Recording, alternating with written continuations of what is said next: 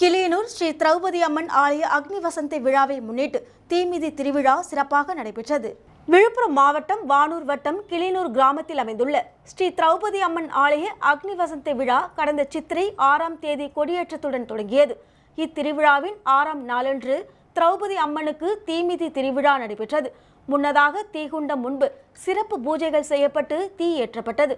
தொடர்ந்து தீகுண்டத்தை சுற்றி விரதம் இருந்த பெண்கள் தங்கள் வேண்டுதல் நிறைவேற அங்க பிரதட்சணம் செய்தனர். தொடர்ந்து தீகுண்டத்தில் சக்தி கரகம் முதலில் இறங்கியது.